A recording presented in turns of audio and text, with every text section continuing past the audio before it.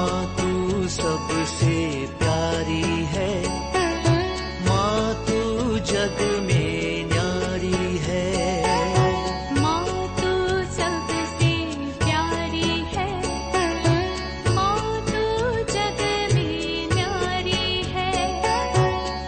अपने आंचल में रखना, अपने आंचल में रखना।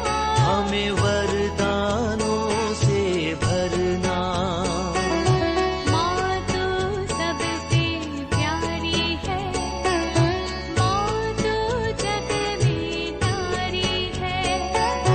माँ तू सबसे प्यारी है, माँ तू जग में न्यारी है। पिता, पुत्र और पवित्र आत्मा के नाम पर आमीन। आप सबों को जय यीशु। आज मुक्ति के मार्ग का 12वां घटना हम लोग मनन चिंतन करेंगे। ईसा मसीह के जन्म के साथ साथ इन 12 घटनाओं को हम लोग मनन चिंतन कर रहे हैं। 12वां घटना में जो ज्योतिषियों के द्वारा प्रभु यीशु मसीह का दर्शन और उन्हें भेंट चढ़ाकर उनकी आराधना जो कर रहा है उसके विषय में हम लोग मनन चिंतन करेंगे। हम लोग मत्ती के सुसमाचार उसके अध्याय 2 वाक्य 1 से हम लोग ज्योतिषियों के आगमन के विषय में पढ़ते हैं। यहाँ पर उनका नाम वर्ण नहीं दिया है। कुछ ट्रांसलेशन में उनको ज्ञानी लोग लिखा हुआ मिलेगा, कुछ ट्रांसलेशन में उनको ज्योतिषी लोग लिखा हुआ मिलेगा। तो मैंने उसके विषय में जब पढ़ाई किया, अध्ययन किया, मुझे मिला ये सौराष्ट्रियन जो प्रीस्ट है, पूर्व देश के सौराष्ट्रियन प्रीस्ट था, ये इसलिए उनको ज्ञानी भी कहते हैं। और इन लोग ज्योतिष भी करते हैं। इस कारण इनको ज्योतिषी भी लिखा है और कुछ ट्रांसलेशन में इनको ज्ञानी भी लिखा है, क्योंकि वे लोग पुरोहित लोग भी हैं, ज्ञानी भी हैं और ये लोग पूर्व देश से आए हैं। और उनका नाम इस प्रकार से मिला।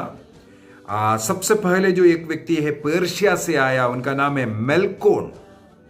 और दूसरा व्यक्ति जो बल्तासर है वो पर्शिया देश से है। तीसरा एक और व्यक्ति कैस्पर, वो भारत देश से है। तो इस प्रकार 3 देश से तीनों इकट्ठे होकर ये लोग उन्हें मिलने के लिए आए हैं। वे ज्ञानी लोग हैं और ज्योतिषी लोग हैं। ये नक्षत्रों का निरीक्षण करते रहता है, इसलिए नक्षत्र के द्वारा इन्हें प्रभु ने संदेश दिया। जो तारों की पढ़ाई करता है, इसलिए तारा उदित होता हुआ और उसका मूवमेंट्स को उनको पता चला। जैसे ईसा मसीह मच्छुओं को मछली पकड़ने का और मच्छी का चमत्कार करके दिखाया। पेत्रुस, अंद्रयुस, योहन, सबदी के पुत्र, ये सब ईसा मसीह में विश्वास मछलियों का चमत्कार को देख करके किया। तो किसानों को खेतीबाड़ी का उदाहरण बताते हैं। ईसा मसीह की ओर उन्हें लेके आने के लिए जिस प्रकार में वो प्रवीण है, वो समझ सकता है, उसी प्रकार का बातें उनके सामने जीवन में दिखाया। यहाँ पर ज्योतिषी लोग तारे का पढ़ाई करते हैं, निरीक्षण करते हैं, इसी वजह से उनका तारा दर्शन में मिला। और हम लोग देखते हैं अनेकों यहूदी लोग मुक्तिदाता का इंतजार कर रहा है और यहूदी देश में, यहूदियों के बीच में मसीह का जन्म हुआ। लेकिन यहां पर गैर यहूदी अन्य जाति के जो पुरोहित लोग मसीह का जन्म के विषय में पता करते हैं। तारा उनके लिए एक चिन्ह बना। यहूदियों का राजा, यूदा देश में जो भविष्यवाणी में जो होता जा रहा था और राजा के रूप में मुक्तिदाता का जन्म होना है, उसका दर्शन करने के लिए वह यहूदियों के बीच में आते हैं, बदलेहम पहुंचते हैं। सबसे पहले वह राजमहल में गया, क्योंकि उनका मन में था वो राजा है, इसलिए राजमहल में, इसलिए राजा हेरोद से जाकर के मिलते हैं। तब पता चला है वहां नहीं है। राजा हेरोद ने उनसे आग्रह किया, जब तुम लोगों को ढूंढो और तुम लोगों को जब मिलेगा उस समय पर मुझे भी आकर के बताना, ताकि मैं भी जाकर के दंडवत करूं। वो घबराया हुआ था, उस बच्चे का नाश करने के लिए सोच रहा था। तो इन ज्योतिषी लोग अपना सब कुछ बेच डालकर उस राजा के लिए कुछ तोहफा लेकर के आए। हम लोग इसको पढ़ते हैं मत्ती का सुसमाचार, उसके अध्याय 2 वाक्य 11 में। वहां पर लिखा है, घर में प्रवेश कर उन्होंने बालक को उसकी माता मरियम के साथ देखा। हम लोग कल जब गडरिये लोगों के विषय में पढ़ा, वहां पर भी हम लोगों ने ये पढ़ा, बालक को चरणी में लिटा हुआ माता मरियम और संत जोसेफ के साथ पाया। संत लूकस ने भी यही लिखा, ये जो गडरिये लोग ईसा मसीह को मां के साथ पाया। और यहां पर संत मत्ती भी लिखते हैं, ज्योतिषी लोग जब प्रभु का दर्शन करने के लिए आया, मां के साथ देखा। ईसा मसीह के जन्म से लेकर के कलवारी मृत्यु तक उनके साथ रहने वाली मां। हम लोग देखते हैं इस प्रकार मां मरियम उस पुत्र के साथ सदा था। मां के साथ पुत्र को देखना। अनेकों लोग मां की निंदा करते हैं, मां को फेंका हुआ है, मां को अंडे का छिलका है ये बोल करके फेंका है, मां को जैसे चाय पत्ती से चाय ले लिया इसके बाद पत्ती फेंकता है, उसी प्रकार है बोल करके मां मरियम को इस प्रकार फेंका हुआ। यहां पर ज्ञानी लोगों को, जो प्रभु का दर्शन के लिए इतना दूर देश से आया, अपने जीवन में कष्ट उठा करके आया, उस दर्शन के लिए अपना सब कुछ बेच डाल करके उनके लिए तोहफा देने के लिए चढ़ावा लेकर के आए, ऐसे लोग कैसे दर्शन किया? मां के साथ दर्शन किया। जहां मां है वहां पुत्र है, जहां पुत्र है वहां मां है। यूहन्ना के सुसमाचार अध्याय 2 के अंदर काना के विवाह भोज में भी लिखा है, वहां पर ईसा के मां थी। जहां ईसा मसीह है, जहां ईसा मसीह को चमत्कार करना है, हम लोग देख रहे हैं वहां मां है। मां के साथ इन दोनों ने प्रभु का दर्शन किया। गडरिये लोग हो या एक ज्ञानी लोग हो, ज्योतिषी लोग हो, तो माता मरियम को हमें अपने जीवन में स्थान मान सम्मान देना है और उनके द्वारा हम मसीह का दर्शन कर सकता है। हमें मसीह तक लेके जाने वाली उस मां का कभी तिरस्कार नहीं करना। इसका मतलब मुक्तिदाता का दर्शन जो लोग मां का आदर करता है उनको मिल रहा है। जैसे यूहन्ना के सुसमाचार अध्याय 19 में वाक्य 25 से आगे हम लोग पढ़ते हैं, ईसा मसीह ने जब अपने प्रिय शिष्य जिसे मसीह प्यार करता था उस यूहन्ना को मां मरियम को सौंपते हैं, मेरा ये तुम्हारी बेटा है बोल करके जब दिया, यूहन्ना ने उसी क्षण से, उसी समय से मां को अपने यहां शरण दिया। मां को अपने यहां शरण दिया। मां को अपने पास रखने वाला मसीह के सबसे प्रिय शिष्य, मसीह जिससे सबसे ज्यादा प्यार करते हैं, उन्हें मां को सौंपा। क्या हमारे पास वो मां है? यहां पर हम लोग देखते हैं मां के साथ यीशु का दर्शन एहलो ने किया है। इसके बाद जिस रास्ते से वे लोग आए थे, ईश्वर ईसा मसीह का दर्शन करने के बाद उसी रास्ते से जाने के लिए स्वर्गदूत ने मना किया। उनके यहां आने का रास्ता था हेरोद के घर होते हुए। पाप के रास्ते से मसीह तक आ सकता है, लेकिन एक बार मसीह को पाने के बाद फिर उस रास्ते को छोड़ना है।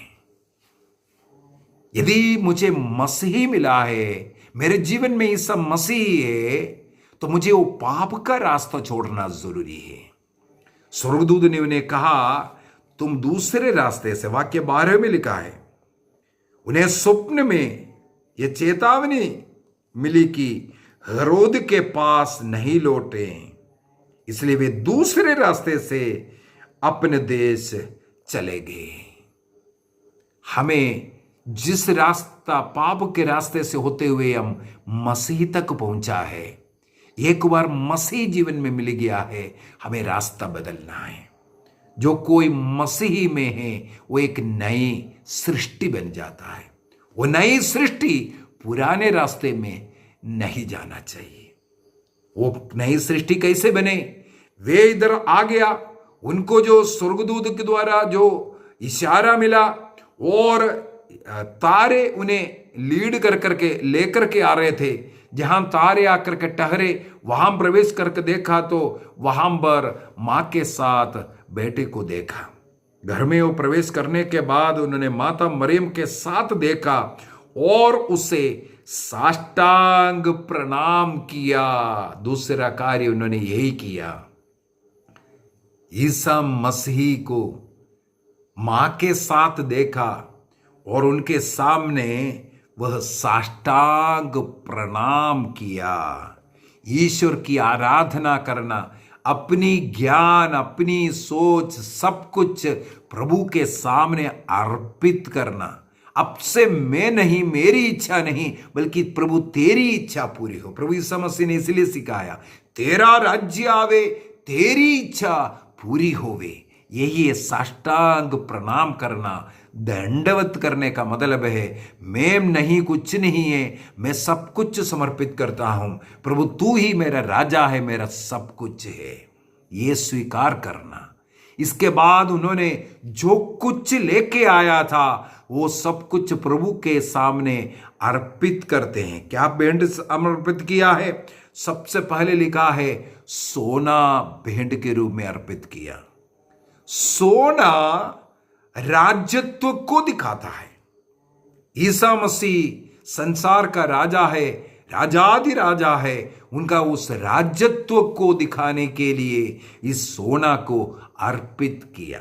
देखो, एक बालक जन्म लिया है, तुरंत ईश्वर ने इन्हें प्रकट किया, ये राजा है, यहूदियों का राजा है, संसार के राजा है। उनके लिए सोना अर्पित किया। दूसरा, लोभान अर्पित किया। लोभान उनके ईश्वरत्व को दर्शाता है। मसीह का ईश्वरत्व को, पुरोहिताई को दर्शाता है लोभान। लोभान जलाते हैं और उसके साथ हमारी प्रार्थनाओं को ईश्वर की ओर उठाता है। तो लोभान चिन्ह है सबसे पहले ईश्वरत्व, और ईश्वरत्व में जुड़ा हुआ है पुरोहिताई। तो ईसा मसीह का वो ईश्वरत्व और पुरोहिताई को, राजा इस संसार का दृष्टि में अगर देखें मनुष्यत्व को दर्शा रहा है। और तीसरी बात जो अर्पित किया है वो है गंधरस। गंधरस मृत्यु को दर्शाता है। ये अपने मृत्यु के द्वारा संसार को मुक्ति देने वाला है। गंधरस अर्पित करते हुए इन्हें मुक्तिदाता के रूप में वो घोषणा किया। उनके मृत्यु में जो अर्पित करने वाला, मृत्यु में शरीर को दफनाने के लिए इस्तेमाल करने वाला वस्तु है ये गंधरस। जब बच्चा जन्म लिया गंधरस भेंट में अर्पित किया, ये बताने के लिए कि ये मुक्तिदाता है। अपने मृत्यु के द्वारा अपने ऊपर पापों को लेकर उसका प्रायश्चित करते हुए मरकर संसार को मुक्ति देने वाला। इस प्रकार इन लोगों ने ज्योतिषी लोगों ने भेंट अर्पित किया और हमारे सामने प्रकट किया कि वे राजाधिराज ईश्वर है और उनका ईश्वरत्व को दिखाया। ये पुरोहित भी है और इनके द्वारा संसार को मुक्ति मिल सकता है। इनके मन में प्रभु को देखने का एक इच्छा था, तभी तो इतना दूर से आया। हम लोग लूकस के सुसमाचार अध्याय 19 के अंदर पढ़ते हैं, सक्खेउस के हृदय में ईसा मसीह को देखने के एक दर्शन करने का एक आग्रह आया। सक्खेउस को एक बार पता चला वहां से ईसा मसीह जाने वाला है, इसलिए वो जाकर के सड़क के किनारे पर खड़े हो गए। बहुत भीड़ के बीच में मसीह आ रहा है, वो भीड़ के कारण, ये छोटा कद के आदमी होने के कारण नहीं दिख रहा था, इसलिए सक्खेउस वहां से आगे बढ़ता है और एक गूलर के पेड़ पर चढ़ करके बैठते मसीह को देख रहा है। मसीह का दर्शन का वो आग्रह सक्खेउस से प्रभु कहता है, उस पेड़ के नीचे आकर के बोलते हैं, सक्खेउस जल्दी तुम नीचे आओ, आज मुझे तुम्हारे घर में ठहरना है। सक्खेउस के मन में एक बार दर्शन करने का आग्रह आया। उस दिन मसीह उनके घर में ठहरा, वो उनका मुक्ति का कारण बना। यदि हमें अपने बुराई से, अपने बुरे स्वभाव से मुक्ति चाहिए, सबसे पहले हमारे अंदर एक आग्रह की जरूरत है। कई लोग बोलते हैं हमारे पति पीते हैं, हमारे बच्चे पी रहा है, ऐसा बर्बाद है, ये सब है, ब्रदर जी प्रार्थना कीजिए, प्रार्थना कीजिए। मैं उनको एक बात बताकर दे दूं, मैं जरूर प्रार्थना तो करूंगा, लेकिन उनके एक मन परिवर्तन के लिए सबसे पहले उनको एक इच्छा की जरूरत है, नहीं तो ईश्वर भी कुछ नहीं कर सकता, कुछ नहीं कर सकता। सबसे पहला जरूरी बात है, अपने अंदर एक इच्छा होना चाहिए, मुझे ये बुराई त्यागना है। झूठ बोलना, लड़ाई झगड़ा करना, किसी से नफरत करना, अहंकार का जीवन, वासना का जीवन, नशे का जीवन, कुछ भी हमें त्यागना है। हमें सबसे पहले हमारे मन में एक आग्रह होने का जरूरत है। ये आग्रह, ये इच्छा हमें उससे मुक्ति दिलाएगा। ये आग्रह करने वालों पर प्रभु पहुंचता है। ये ज्योतिषी लोग आग्रह किया, उन्हें प्रभु का दर्शन मिला है। इस प्रकार का एक आग्रह की जरूरत है। दूसरी बात है,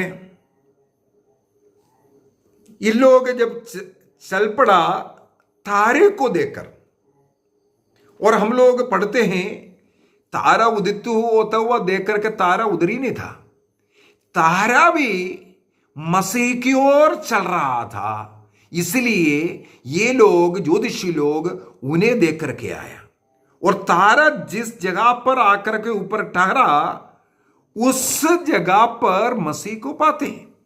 इसका मतलब हम लोग कोलोसियों का पत्र अध्याय 2 के अंदर पढ़ते हैं, ईसा मसीह के द्वारा सब कुछ की सृष्टि हुआ, और ईसा मसीह ने ईसा मसीह के लिए ही सब कुछ की सृष्टि किया। ईश्वर ने इस संसार की सृष्टि किया, अपने लिए सृष्टि किया है, और सारे सृष्ट वस्तु ईश्वर की ओर जा रहा है। यहां पर हम लोग देख रहा है, वो तारा, वो नक्षत्र प्रभु की ओर चल रहा है। प्रभु की ओर चलते हैं सारे सृष्ट वस्तु। हम मनुष्य को भी इस तारे के समान उस ज्योति की ओर चलने की जरूरत है, बढ़ने की जरूरत है, तब हमारी मुक्ति संभव है। आइए हम अपनी आंखों को बंद करें, प्रभु से प्रार्थना करें, प्रभु आपकी ओर आने के लिए मेरे हृदय में भी एक आकर्षण दीजिए प्रभु, एक इच्छा दीजिए प्रभु। संसार की ओर मेरा जो आज का आग्रह है, इच्छा है, आकर्षण है, इससे मुझे छुटकारा दीजिए, मुक्ति दीजिए। मैं मेरे यीशु की ओर चल सकूं, यीशु के जैसे बनने के लिए मैं कोशिश करूं, यीशु के स्वभाव मुझे मिले, यीशु जैसे पवित्र रहने के लिए, यीशु जैसे प्रेमी बनकर रहने के लिए मुझे भी कृपा दीजिए प्रभु। जैसे ज्योतिषी लोगों ने आप में राजाधिराज प्रभु को देखा, ईश्वरत्व को देखा और उस मुक्तिदाता को देखा, उसी प्रकार हमें भी ये कृपा दीजिए प्रभु। यहूदी लोगों ने जो नहीं देखा, गैर यहूदी को एक कृपा मिला। जो मसीही लोगों को जो कृपा नहीं मिलता, अनेकों जगहों पर गैर मसीही लोगों को, गैर क्रिश्चियन लोगों को जो बपतिस्मा भी नहीं प्राप्त किया, वे लोग आंख बंद कर करके जब ईसा मसीह में विश्वास करते हैं, उनके पास जाते हैं, बड़े बड़े चमत्कार उनके जीवन में, उन्हें आशीष कृपाएं मिलते हैं।